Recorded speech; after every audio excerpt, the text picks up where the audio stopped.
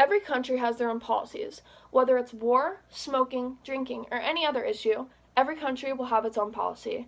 But when it comes to buying tobacco products, the policies in the United States and in countries in Europe are very similar, especially in England. In both, the age to buy tobacco products is 18, but the difference is in England and other European nations, you could smoke tobacco products or like chew anything like that when you're 16 or 17 years old. In 1881, cigarette smoking was really widespread in the United States, and it was mostly amongst men, but over time this changed dramatically. And in 1565, cigarettes were introduced into England and some other European nations by sailors, but they were only smoked by sailors and other high officials. Cigarettes have been around for hundreds of years, and it is said that on average, the first cigarette that a kid has is smoked at the age of 14. This is how the issue of smoking on school campuses and school property has come about. In the state of Pennsylvania, because that's where we're from, smoking on school grounds is prohibited for those under the age of 21 or those enrolled in high school. Why 21, you may ask? Because that's the oldest you could be to attend high school. Cigarettes are not the only tobacco products that are prohibited. Chewing tobacco and pouches are also prohibited, and in the state, you could be charged with a summary offense and may have to pay a fine of up to $50 to the school district.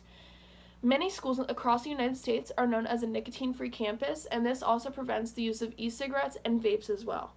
England and other European nations are a completely different story.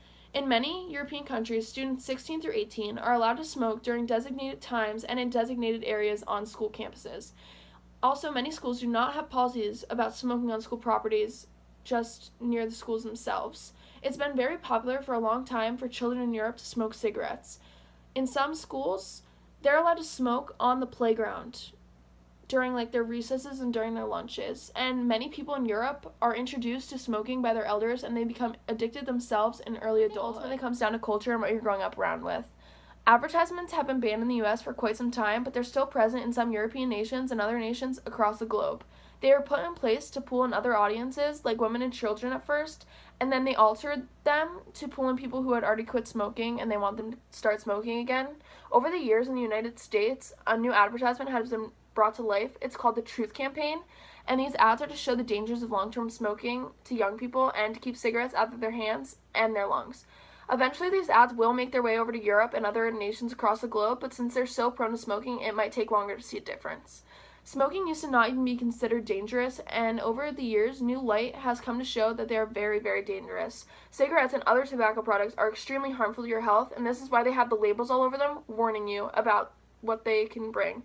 These are why so many ads are against the smoking of cigarettes these days.